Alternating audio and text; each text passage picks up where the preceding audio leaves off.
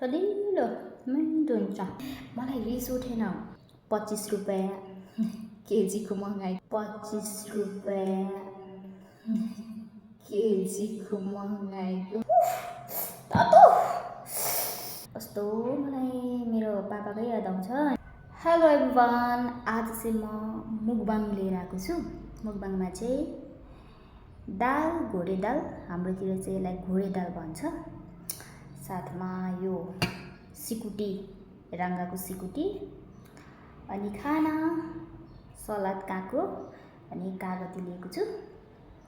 So आज चाहिँ धेरै लामो समय पछाडि मुकबाङ गरिदिउँ न त भनेर आएको छु साथीहरू है।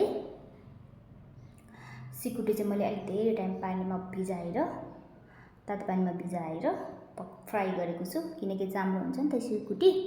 सो चाम्रो नहोस् भनेर चाहिँ चपाउन अलिक सजिलो होस्, कम्मल होस् भनेर चाहिँ मैले त्यो गरेको छु साथीहरू है।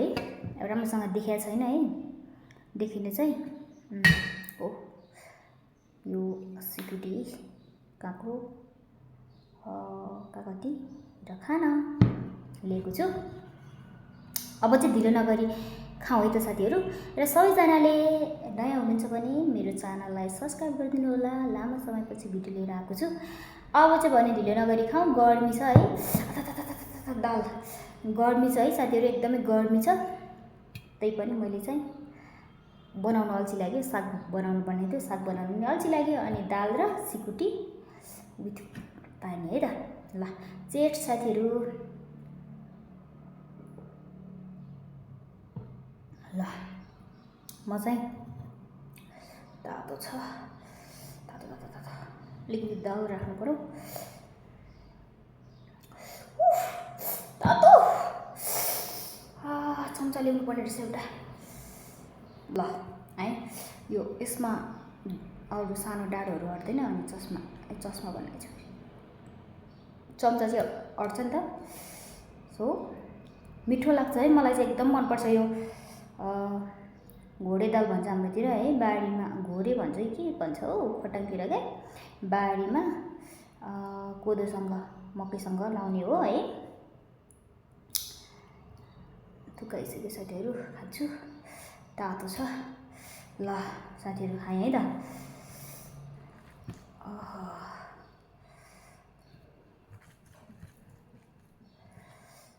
ल फर्स्ट बाइट हजुरहरूलाई खाएँ।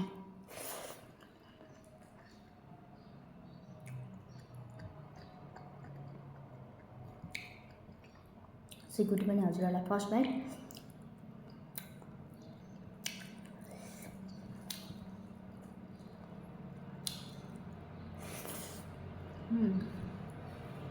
मिठो भयो। दालमा चाहिँ मैले घिउ लगाएर झानेको दाल हो। लामो समयपछिको मुकबाङ है त।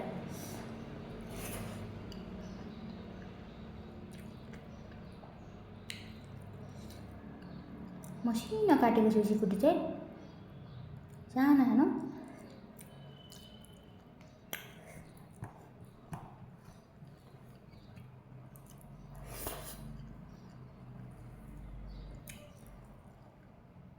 फेरि यो सिकुटी चाहिँ आफै बनाएको हो भन्नु होला, मैले बनाएको होइन ल। यो सिकुटी चाहिँ यो 25 रुपियाँ केजीको महँगाईको अनलाइनबाट।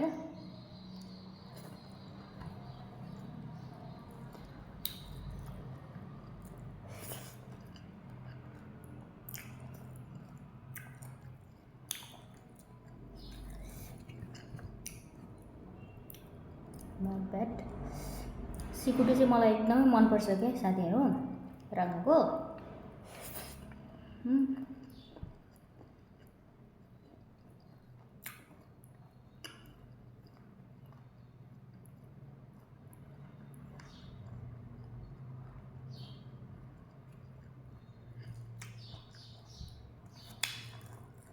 सिकुटी चलाउँदाखेरि टाइम लाग्ने भयो, च्याप पनि भयो होला है साथीहरू।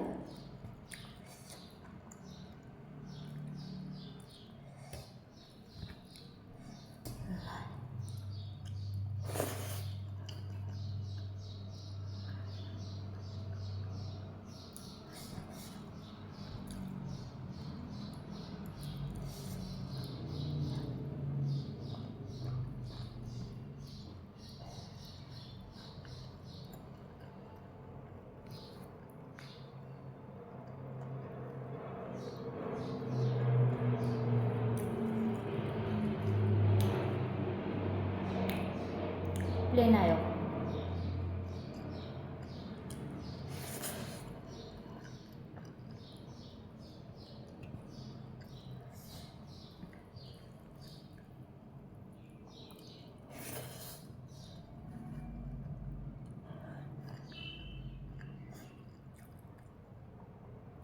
धनिया मलाई चाहिँ फेरि यो धनियाको बास्ना नि साथीहरू यस्तो बेस्ट लाग्छ हैन। जे दालमा तरकारीमा लगाएर खान्छ मिल्ने भएपछि सागमा पनि लगाएर खान्थ्यो होला क्या। यसको बास्ना मलाई यस्तो मनपर्छ धनियाको।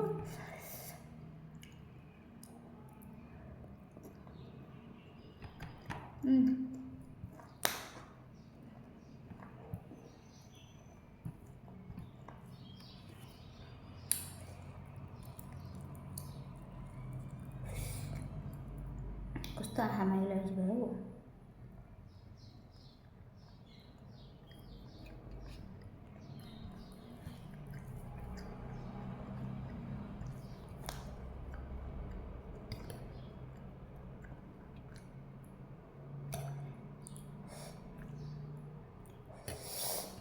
होलिडे त्यही माथि मलाई जागरै नचलेको होइन, साग बनाउनु पर्ने भनेर रेडी गरेको।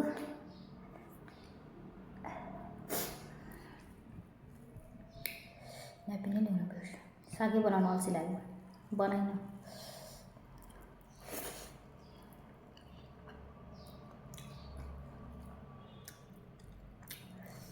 सिकुटी अलिक चिसो भएछ।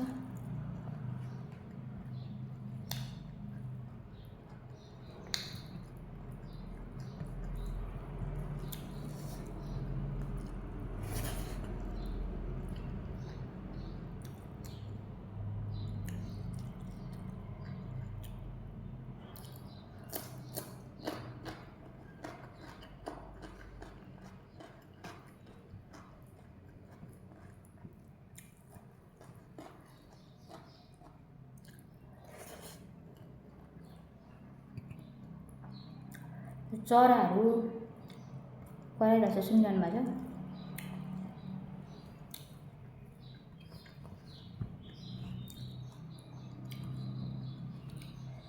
खाइसकिँदैन नि क्या हो।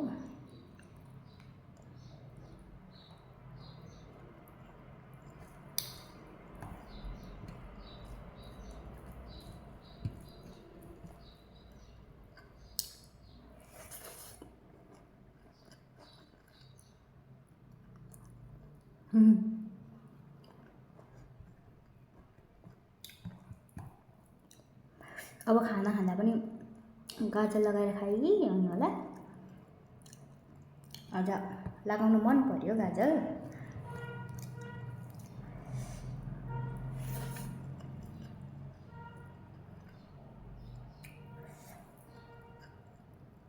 भिडियो नलगाए पनि धेरै भयो नि त। अस्ति बाहिर जाँदाखेरि यसो भ्लग बनाएको थियो, आधीकुदी भएछ, लगाइन साथीहरू। अब आज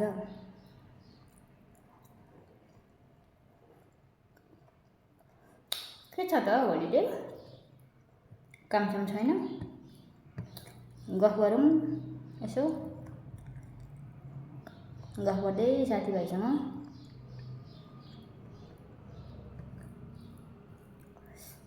खानु पर्यो भनेर म त तम्सिएँ।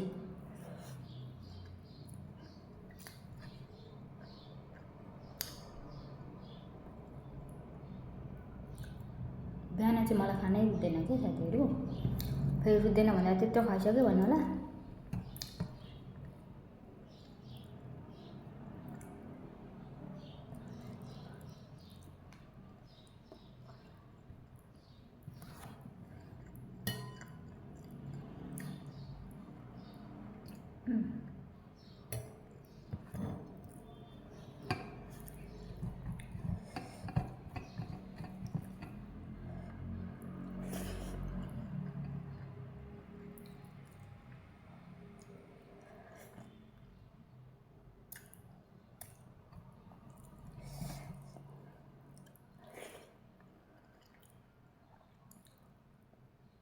धनियाँ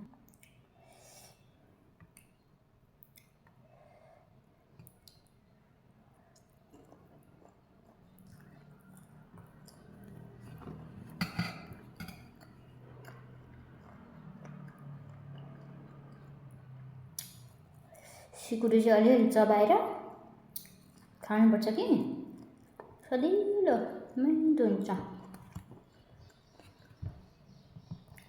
अझ यो आगोमा पकाएको सिकुटी नि बनाएको अलिअलि धुवाको बास्ना लिँदै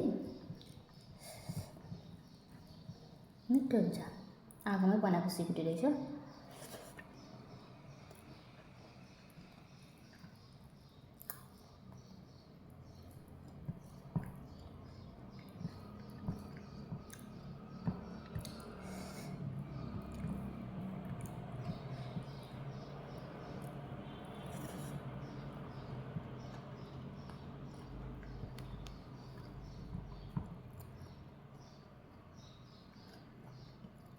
ला खाइसक्दैन नि त्यो त्यसै अब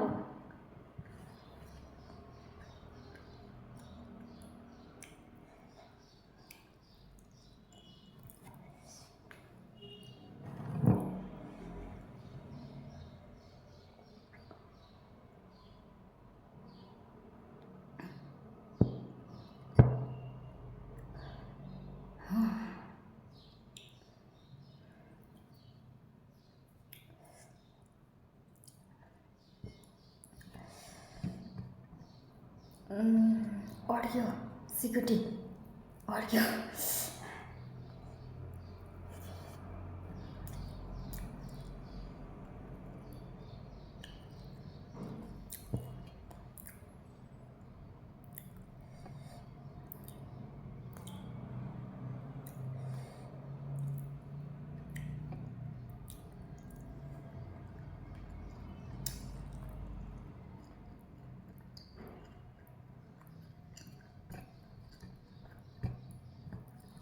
मैले चाहिँ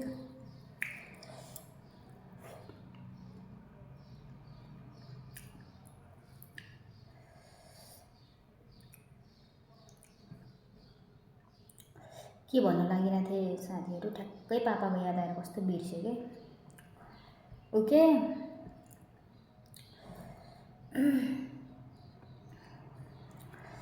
यो सिकुटी चाहिँ मैले मिना तामाङबाट मगाएको नि त।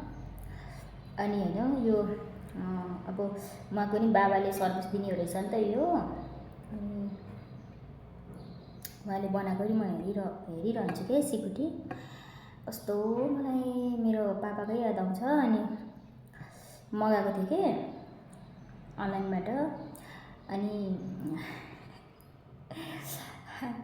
यो लोकेसनहरू ट्र्याक गरेर आउने होइन नि त, उहाँले चाहिँ भनेको भरमा आउनुहुन्छ। थाहा छैन उहाँलाई लोकेसन ट्र्याक गर्ने। अनि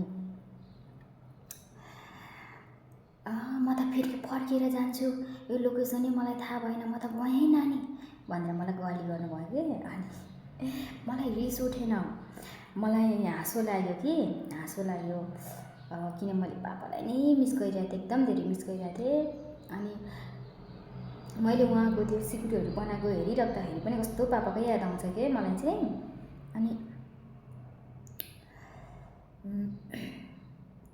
अलि उतापट्टि पस्नु भएछ, मेरो ओल्लोपट्टि चेपबाट भित्र पस्नुपर्ने, अलिकति पल्लोपट्टि चेपबाट भित्र पस्नु भएछ। अनि ओल्लोपट्टि बाटो हो नि त, ओडा पिपलको बोटबाट अङ्कल भनेर, अङ्कल ओडाबाट हो भनेर भने।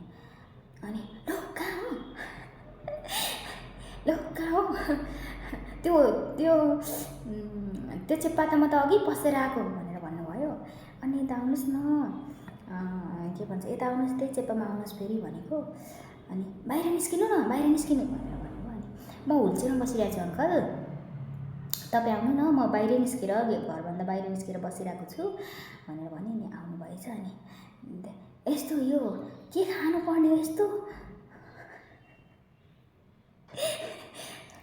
यो हेल्दी कुरा त होइन भनेर भन्नुभयो कि। अनि ठ्याक्कै हाम्रो पापाले भने जस्तै लाग्यो कि, म त हाम्रो बाउले भने जस्तै लाग्यो। अनि फेरि हाँसे, मलाई त्यत्रो भन्नुभयो, मसँग झर्किरहनु भएको छ। त्यही पनि मलाई चाहिँ हाँसो लाग्यो कि मलाई रिसै उठेन। अरू हुन्छ नि कति सर्भिस गर्ने अरू सामानहरू डेलिभर गर्दाखेरि त्यसरी रिसाउनु भयो भने त आफूलाई पनि रिस उठ्छ नि त। मलाई त यति पनि रिस उठेन, माया लाग्यो, जाने माया लाग्यो। अनि यो सिकुटीको कहानी चाहिँ क्या यस्तो छ क्या साथीहरू।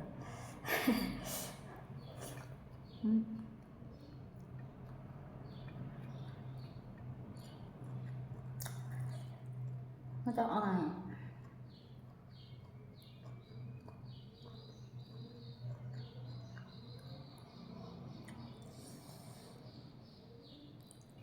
खेरो पो भयो।